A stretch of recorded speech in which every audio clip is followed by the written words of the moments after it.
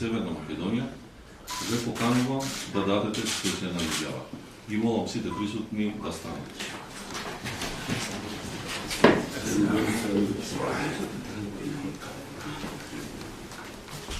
Ве молам да го повторите текстот на спешената изјава по мене. Изјавувам и се полнам дека во вршењето на функцијата јавен обвинител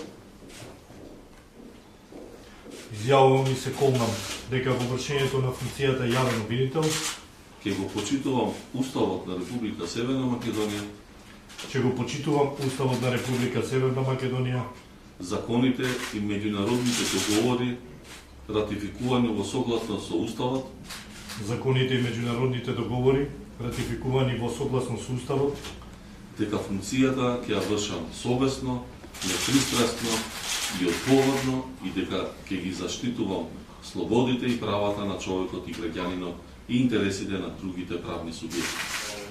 дека функцијата ќе вршам совесно, непристрасно и одговорно и дека ќе ги заштитувам слободите и правата на човекот и граѓанинот и интересите на другите правни субјекти. Ве молам да подпишете изјавата.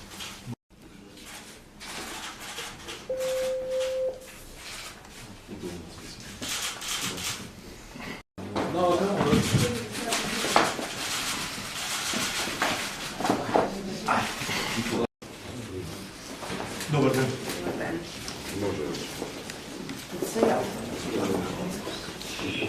Најнапред би сакал да се заблагодарам.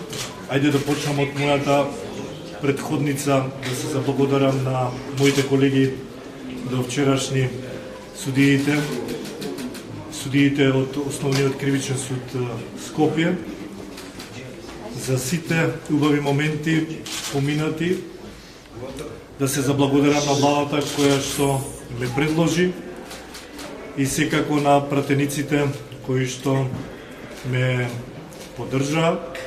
Благодарност до сите пратеници кои што покрај поддршката со гласањето за моето именување и на сите пратеници генерално кои што во поглед на моите персонални и професионални аспекти има коректни ставови и додека ја давам оваа изјава ја работа својата работа. Нивната работа не зависи ниту почнува со мене, ниту завршува со мене. Секој јавен обвинител има законска обврска да постапува по тековните предмети. Го познавам обвинителскиот состав и верувам во истите и заедно со нив сигурен сум дека ќе ги задоволиме очекувањата на граѓаните во чие име, устав и закон постапуваме ние јавните обвинители. Што вика, на кој што се заблагодарите, вчера искажа нарачки од наговорница што треба да работите, како да работите, па ќе ве чува, ќе ве гледаме, ќе ве пазиме, ќе внимаваме, па вакви кривични пријави, такви. Коментар за тоа ми треба стварно еднаш да секаш. Кои случаи ќе имаат предност?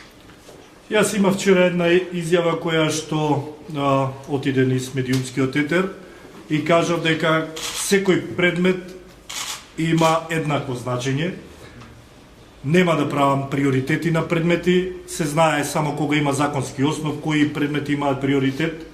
Селекција не се прави на тој начин, ниту од кого би бил повикан како да постапам, напротив, има законски регулативи врз основа на кои што секој јавен обвинител постапува.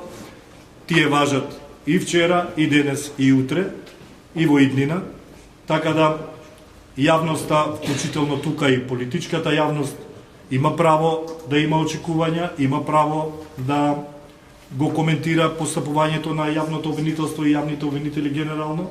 Меѓутоа, сепак, секој јавен обвинител пред себе ги има законските регулативи, законот за јавно обвинителство, законот за кривична постапка и кривичниот законник и секако меѓународните стандарди во секојдневното постапување. Обвинители преку која што програма би се следела и работата на секој јавен обвинител поединечно и секако она што за вас медиумите е од огромно значење, Ќе ја гарантирам транспарентноста и отчетноста за работата на секој јавен обвинител во секој конкретен предмет. Секогаш кога имате интерес за одреден предмет, почнувајќи од мене, и секој јавен обвинител ќе има обврска да одговори на сето она што јавноста очекува да добие од јавни обвинители.